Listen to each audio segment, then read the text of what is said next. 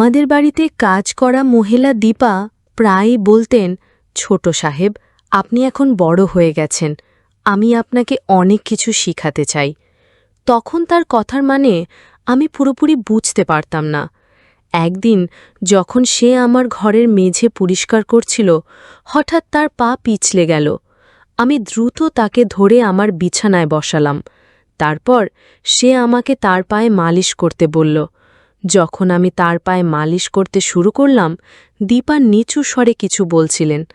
আমার হাত একটু কাঁপছিল, আর আমি চেষ্টা করছিলাম ধীরে ধীরে তার পায়ে মালিশ করতে। কিন্তু আমার ভেতরে একটা অদ্ভুত অনুভূতি কাজ করছিল। মনে হচ্ছিল হৃদস্পন্দন দ্রুত হয়ে উঠছে, আর গলায় কিছু আটকে আছে। দীপা হঠাৎ আমার হাত আলতো করে ধরে বললেন, তুমি তো এখন বড় হয়ে গেছ, কিছু বিষয় নিজে থেকেই শিখে নিতে হবে। তার কথায় আমি থেমে গেলাম। বুঝতে চেষ্টা করছিলাম সে আসলে কি বোঝাতে চাইছে। মনে হচ্ছিল যেন আমার সমস্ত চিন্তাভাবনার একটা ঘন কুয়াশার মধ্যে হারিয়ে যাচ্ছে। হঠাৎ দীপা আমার হাত ধরে নিজের কাঁধে রাখলেন। পরিবেশ তখন নিস্তব্ধ ছিল, কিন্তু আমার মনে ছিল হাজারো প্রশ্নের ঢেউ। আমাদের নিঃশ্বাসের শব্দ যেন ঘরের নীরবতাকে আরও তীব্র করছিল।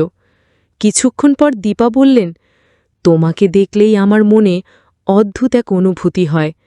তার এই কথাগুলো শুনে আমি বিস্ময়ে তার দিকে তাকালাম।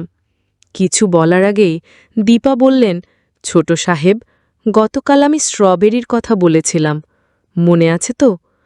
আমি তার জন্য আনা স্ট্রবেরির প্যাকেটটা বের করে দিলাম এবং জিজ্ঞেস করলাম, তোমার বেশি ব্যথা তো লাগেনি, ঠিক তো? কারণ তার পা পিছলে পড়ার পর সে অনেক ব্যথা পেয়েছিল। দীপা হেসে বললেন, ছোট সাহেব, যদি আপনি নিজে আমাকে স্ট্রবেরি খাওয়ান তাহলে ব্যথা পুরো সেরে যাবে।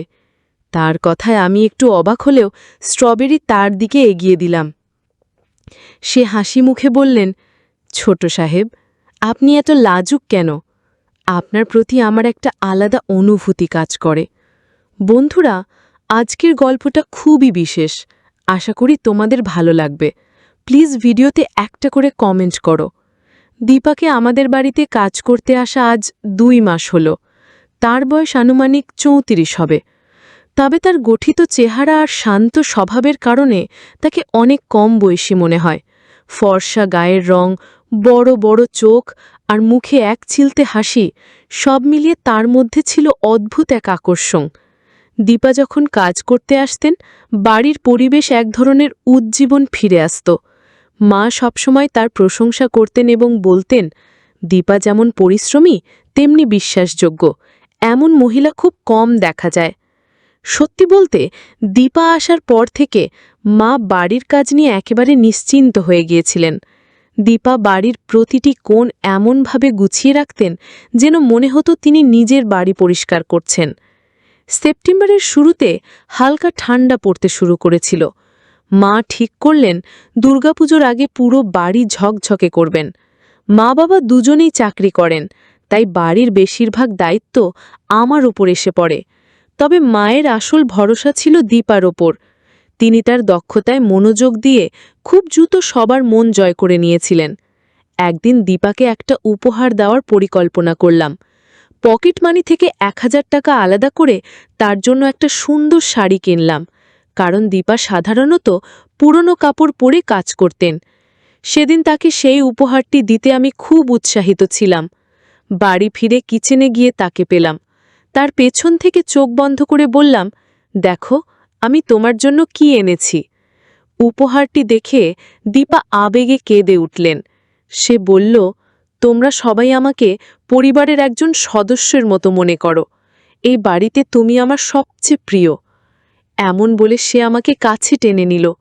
সেই মুহূর্ত মনে হয়েছিল যেন সে আমাকে নিজের সন্তান ভেবে জড়িয়ে ধরছে। কিন্তু কিছুদিনের মধ্যেই আমি দীপার আচরণে কিছু পরিবর্তন লক্ষ্য করলাম। উপহার দেওয়ার সময় আমি তাকে বলেছিলাম, এখন থেকেই পুরনো কাপড়গুলো বাদ দিয়ে আমার দেওয়া শাড়ি পরে এসো। তুমি কাজের মানুষ হলেও পরিচ্ছন্ন দেখলে ভালো লাগে। আমি এ কথাগুলো সহজভাবেই বলেছিলাম, তবে এর প্রভাব তার ওপর কিভাবে পড়বে তা ভাবিনি। যাই হোক, সেদিন উপহার পেয়ে সে খুব খুশি হয়েছিল। তার সে আনন্দিত মুখ দেখে আমিও বেশ খুশি হয়েছিলাম। কিন্তু এরপর ২-৩ দিন দীপা কাজে আসেনি। মা বারবার তাকে ফোন করছিলেন, কিন্তু ফোন ধরছিল না। এতে আমাদের মনে শঙ্কা জাগল। মা বললেন, দীপা এমনভাবে কাজ ছেড়ে যেতে পারে না, এখনও তার মাসের বেতন বাকি, হয়তো তার শরীর খারাপ হয়েছে। ৩ দিন অপেক্ষা করার পর মা সিদ্ধান্ত নিলেন দীপার বাড়িতে যাবেন। মা যখন রওনা হতে যাচ্ছিলেন, ঠিক তখনই দীপা আমাদের বাড়িতে এলো। এসেই সেই লাল শাড়ি পরেছিল যা আমি তাকে উপহার দিয়েছিলাম। শাড়িটা তার গায়ে বেশ মানিয়ে গিয়েছিল। আমি তাকিয়েছিলাম তার দিকে। মা তার কাছে জানতে চাইলেন, তুমি কয়েকদিন কাজে আসনি কেন? দীপা বলল, গত ২ দিন ধরে ঝড় ছিল, শরীর এতটাই খারাপ ছিল যে বিছানা থেকে ওঠারও ইচ্ছে করছিল না। আপনাদের জানালে চিন্তা করবেন বলে কিচ্ছু জানাইনি, আর ফোনও ধরিনি। এই জন্য আপনাদের অসুবিধার জন্য আমি দুঃখিত। মা বললেন, এখন তুমি কাজে ফিরে এসেছ তাই ঠিক আছে, তবে ভবিষ্যতে এমন কিছু হলে অন্তত জানিয়ে যাবে, না হলে তোমার মেয়েকে এসে কাজ করতে বলবে। আমি খুব ব্যস্ত থাকি, বারবার ডেকে বলার সময় পাই না। মা যেমন তার কাজের প্রশংসা করতেন, তেমনি শৃঙ্খলার ব্যাপারেও কঠোর ছিলেন। তাই মা দীপাকে তার অনিয়মের জন্য সতর্ক করলেন। দীপা মাথা নিচু করে মায়ের কথা শুনল এবং কোনো কথা না বলে কাজে লেগে গেল। ১-২ ঘণ্টার মধ্যে সে আমার এবং মায়ের জন্য টিফিন বানিয়ে দিল। সেদিন আমি কলেজে যাচ্ছিলাম না, কারণ প্রজেক্টের কাজ শেষ হয়নি। ক্লাসে গেলে স্যারের বকুনি খাওয়ার ভয় ছিল, তাই ঠিক করলাম বাড়িতে থেকেই প্রজেক্ট শেষ করব। মা এবং বাবা অফিসে চলে যাওয়ার পর আমি নিজের রুমে বসে প্রজেক্টের কাজ শুরু করলাম। দীপা সেদিন আমার ঘরের ঝাড়ুও দিতে এলো। আমাকে ঘরে বসে থাকতে দেখে সে বলল, তুমি আজ কলেজে যাচ্ছ না ছোট সাহেব? আমি বললাম, না, আজ কলেজ বন্ধ। আমার উত্তর শুনে দীপা আবার কাজে মন দিল। ঝাড়ু দিতে দিতে যখন সে আমার বিছানার কাছে এলো, তখন হঠাৎ তার ওড়নাটি সরে গেল। আমার চোখ সেদিকে গিয়েছিল, তবে সে তাড়াতাড়ি সেটি ঠিক করে নিল। আমি কয়েকবার চোখ সরিয়ে নিলাম। শেষমেশ খানিকটা রাগ দেখিয়েই বললাম, দীপা, কাজ একটু সঠিকভাবে করো, নিজের খেয়াল রাখো। আমার কথা শুনে সে বলল, ছোট সাহেব, আমি তো ঠিকমতোই কাজ করছিলাম, হঠাৎ ওড়নাটা আটকে গিয়েছিল, সরাতে গিয়ে এমন হলো। আপনার দেওয়া শাড়িটা যত্ন নিয়ে রাখতে চাই, টান পড়লে খারাপ হতে পারে। তার কথাই বুঝলাম সে উপহারের শাড়িটা খুব যত্ন সহকারে দেখছে। এটি দেখে আমার ভালো লাগল। তখন আমি পড়াশোনা সাময়িকভাবে বন্ধ রেখে তাকে সাহায্য করতে এগিয়ে গেলাম। যত্ন সহকারে তার আটকে থাকা ওড়নাটি ঠিক করে দিলাম। আমি নিচে বসেছিলাম আর দীপা আমার সামনে দাঁড়িয়ে ওড়না ঠিক করছিল। তার এমনভাবে সামনে দাঁড়ানোতে আমার মন কিছুটা অন্যরকম ভাবনায় চলে যাচ্ছিল, তবে নিজেকে নিয়ন্ত্রণ করলাম। মনে হলো এমন ভাবনায় মগ্ন হওয়া আমার জন্য সঠিক নয়।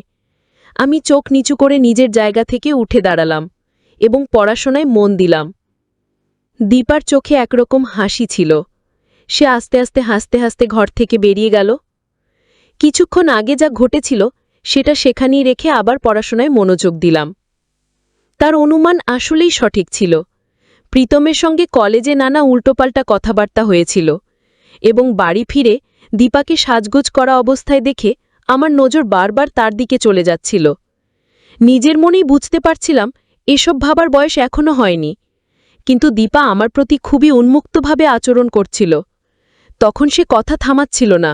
তাই বললাম, আমি ঠিক আছি, এবং তাকে বাইরে যেতে বললাম। তারপর কিছুক্ষণ একা বসে গান শুনে মন শান্ত করার চেষ্টা করলাম। এইভাবে কয়েকদিন কেটে গেল। কলেজে প্রীতমের সঙ্গে কথাও হয়নি, তবে সে নিজে থেকে এসে মাফ চাইতে লাগল। আমি রাগ কমিয়ে দিলাম, কারণ পুরনো সব ভুলে যেতে ইচ্ছে করছিল। সেদিন কলেজে 2টো লেকচার ছিল, তাই আমাদের ছুটি তাড়াতাড়ি হয়ে গেল। করণ বলল, আজ টিফিন আনতে ভুলে গেছি, তোর বাড়ির খাবার দারুণ লাগে, আমাকে একটু দিস না? সেদিন আমি টিফিন আনতে ভুলে গিয়েছিলাম, তাই বললাম, আমিও টিফিন আনিনি। কিন্তু করণ বলল, তুই এখনও রেগে আছিস, তাই খাবার দিচ্ছিস না। আমার বাড়ির খাবারের জন্য সে ব্যাকুল হয়ে উঠল। তাই তাকে নিয়ে বাড়ি ফেললাম। বাড়িতে ঢুকতেই দীপা আমাদের জন্য 1 গ্লাস করে পানি নিয়ে এলো। তখন খেয়াল করলাম প্রীতম অন্যভাবে তাকে দেখছে, আর দীপার চোখেও কিছুটা ভিন্ন দৃষ্টিভঙ্গি ছিল তার প্রতি। এসব দেখে আমি নিজেকে নিয়ন্ত্রণ করলাম, প্রীতমের পায়ে পা চাপিয়ে দিলাম যাতে তার মনোযোগ সরে যায়। এরপর দীপাকে বললাম, আমাদের জন্য খাবারের প্লেট রেডি করে দাও। খাওয়ার পর প্রীতম দীপার রান্নার খুব প্রশংসা করতে লাগল এবং তার সঙ্গে হাত মেলালো। তার এই আচরণ আমার ভালো লাগেনি, কারণ জানতাম প্রীতমের স্বভাব কেমন। তাই তাকে দীপার কাছ থেকে দূরে রাখার জন্য নিজের ঘরে নিয়ে গেলাম। ঘরে ঢুকতেই প্রীতম বলল, কুনাল, হয়তো আমার কথায় তুই কিছুটা অস্বস্তিতে আছিস, কিন্তু তোর দীপাদি তোকে খুব গুরুত্ব দিচ্ছে, বুঝতে পারছিস? এই বলে সে আমাকে নিয়ে মজা করতে শুরু করল। আমি ওর কথায় হেসে এড়িয়ে গেলাম। কিছুক্ষণ পর সে বাড়ি ফিরে গেল। দুপুরে দীপা আমার ঘরে ফ্লোর পরিষ্কার করতে এলো। আমি বিছানার ধারে বসেছিলাম। যখন সে বিছানার কাছে মুছতে এলো, তখন হঠাৎ ধাক্কা লাগল। আমি সেদিকে না তাকিয়ে অবজ্ঞা করলাম। কিন্তু দিন দিন লক্ষ্য করলাম দীপার আচরণে কিছুটা পরিবর্তন আসছে। সে আমার আশেপাশে থাকার চেষ্টা করছিল, যা স্বাভাবিক মনে হচ্ছিল না। এরপর কিছুদিন এইভাবেই কেটে গেল। মা বাবা প্রতিদিন সকালে অফিসে বেরিয়ে যেতেন, আর আমি কলেজে যেতাম। একদিন কলেজে যাওয়ার প্রস্তুতি নিচ্ছিলাম, আলমারি থেকে শার্ট খুঁজছিলাম। ঠিক তখনই দীপা টিফিন নিয়ে ঘরে এলো। সে আমার ব্যাগে টিফিন রেখে দিল এবং আলমারির পাশে দাঁড়িয়ে শার্ট খুঁজে বের করে নিজের হাতে এগিয়ে দিল। শার্ট বদলানো পর্যন্ত সে ঘরেই দাঁড়িয়েছিল, এমনকি আমার পোশাকের বোতাম লাগাতেও শুরু করল। আমি বারবার তাকে দূরে সরানোর চেষ্টা করছিলাম। শেষমেশ বলেই ফেললাম, আমার কাছ থেকে দূরে থাকো, আমার একটু লজ্জা লাগছে।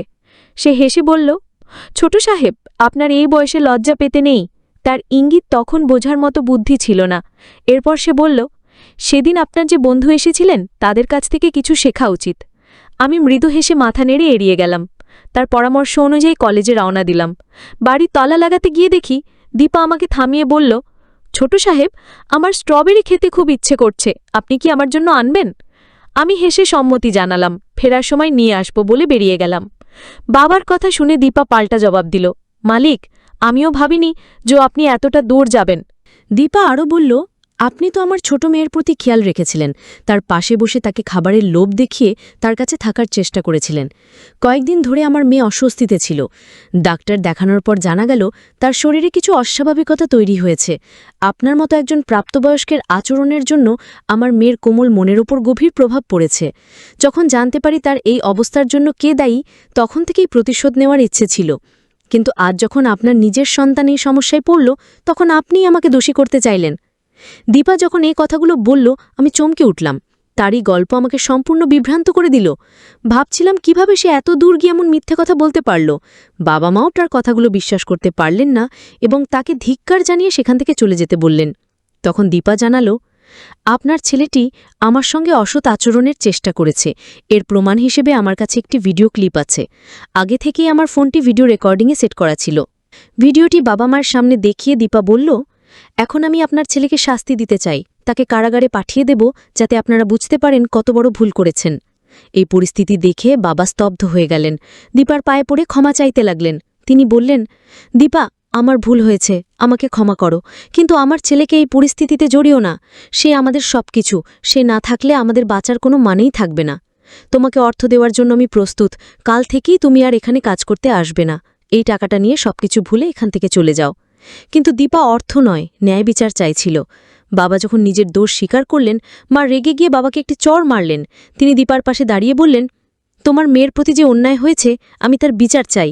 আমি সত্যের পক্ষে থাকব, যাই হোক না কেন।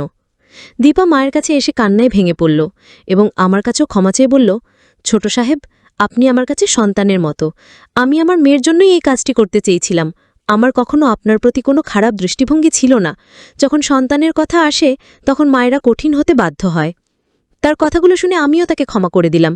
বুঝতে পারলাম সে সত্যিই তার মেয়ের জন্য লড়াই করছিল এবং কোনো ভুল করেনি। আমরা সবাই একে অপরকে বুঝে পরিস্থিতির সমাধান করলাম এবং নতুনভাবে একে অপরের পাশে থাকার সংকল্প করলাম। গল্পের বার্তা। এই গল্পটি দীপা নামে গৃহকর্মী এবং তার ছোট সাহেবের মধ্যে ঘটে যাওয়া কিছু অনাকাঙ্ক্ষিত আবেগ ও জটিলতার মাধ্যমে সমাজের গুরুত্বপূর্ণ বার্তা তুলে ধরে।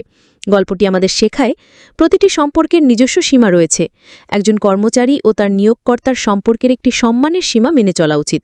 দীপা এবং ছোট সাহেবের মধ্যে আকস্মিকভাবে কিছু অনুভূতির উদয় হয়, তবে এই ধরনের অনুভূতির বিকাশ সম্পর্কের মর্যাদার জন্য হুমকি হতে পারে। আমাদের মানসিক দুর্বলতা থাকলেও সেটিকে সঠিকভাবে পরিচালনা করাই সবচেয়ে গুরুত্বপূর্ণ। গল্পের সবচেয়ে বড় শিক্ষা হল সম্পর্কের মর্যাদা ও সীমা রক্ষা করা কতটা অপরিহার্য। না হলে কেবল সম্পর্কই ক্ষতিগ্রস্ত হয় না, বরং মানসিক ও আবেগীয় সমস্যাও তৈরি হয়। বন্ধুরা, যদি এই গল্পটি ভালো লেগে থাকে তাহলে দয়া করে ভিডিওটি লাইক করুন এবং আমাদের চ্যানেলটি সাবস্ক্রাইব করুন।